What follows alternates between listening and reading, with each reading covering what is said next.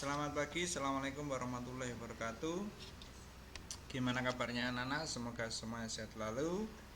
Pagi ini saya akan menyampaikan materi tentang rangkaian elektronika, yaitu dengan kompetensi dasar adalah menerapkan piranti sensor pada rangkaian elektronik.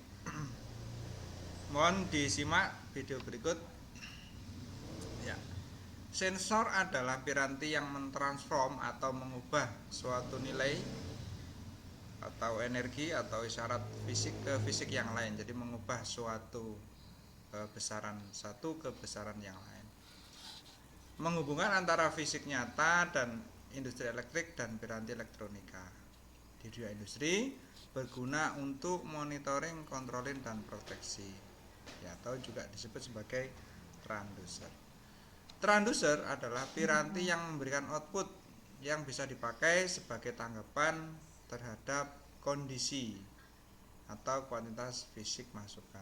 Output berupa besaran, baik besaran elektrik atau yang lain.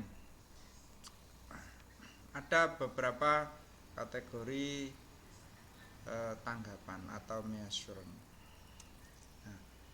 Tidak terbatas pada pengukuran besaran fisik saja, tetapi juga pada kimia dan besaran biologi. Ada beberapa syarat, tipe syarat untuk besaran sensor. Contoh misalkan kalau berhubungan dengan mekanik itu adalah panjang, luas, mass flow, aliran, gaya atau torsi, tekanan, kecepatan, dan lain-lain. Kalau hubungannya dengan thermal atau suhu bisa temperatur, panas, entropi atau heat flow. Hubungannya dengan elektrik, kelistrikan, bisa sensor tegangan, arus, muatan, resistance, dan frekuensi. Dan ada yang magnetik, ada yang radian, gelombang, ataupun yang kimia, chemical. Contohnya adalah komposisi, konsentrasi, pH, dan kecepatan reaksi. Sensor mengkonversi dari suatu isyarat input ke isyarat output. Jadi mengubah besaran itu dari input nanti dirubah ke outputnya itu menjadi apa. Sensor bisa saja menggunakan satu atau lebih konversi untuk menghasilkan isyarat keluaran. Nah, ini blok diagram sensornya. Ini adalah kondisi, kemudian primary transduction, kemudian yang kedua adalah secondary transduction. Jadi isyarat input, ada isyarat untuk hasilnya adalah isyarat output. Jadi blok diagram sensor. Yang pertama adalah sensor pasif. Ya, sensor pasif mengkonversi sifat atau isyarat fisik ke dalam isyarat yang lain tanpa bantuan sumber energi. Contoh termokopel. Termokopel itu sensor suhu. Termokopel menghasilkan tegangan output sebanding dengan suhu pada sambungan termokopel tersebut. Jadi termokopel itu adalah sensor suhu, ya, yang biasa dipakai di industri. Sensor aktif mengkonversi sifat-sifat syarat fisik atau kimia ke dalam isyarat yang lain dengan bantuan sumber energi. Merupakan pilihan utama untuk syarat-syarat yang lemah atau yang kecil. Nah, sensor aktif ini contohnya nanti pada sensor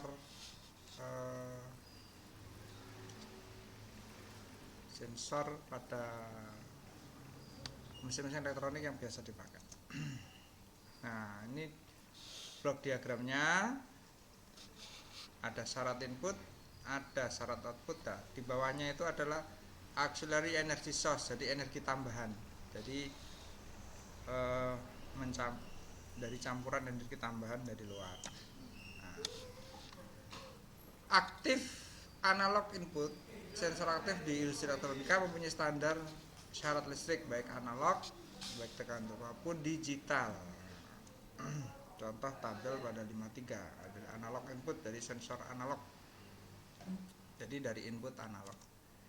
Digital output biasa dipakai pada mikroprosesor. Ada menggunakan RS232C, 422 atau RS485. Ini adalah konektor jenisnya konektor yang biasa dipakai output, baik koneksi yang menggunakan 232, 422 atau 485.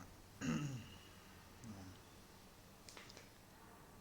jadi pengertian sensor seperti itu untuk anak-anakku bisa dilihat nanti hasilnya. Dan untuk pertemuan pertama ini nanti kita akan bahas atau kita berikan sebuah pretest bagaimana kita bisa memahami materi dengan sensor. Oke, sampai itu dulu. Terima kasih, selamat belajar. Jangan lupa tugasnya ditulis nanti pada kertas dan dikumpulkan. Sekian, assalamualaikum warahmatullahi wabarakatuh.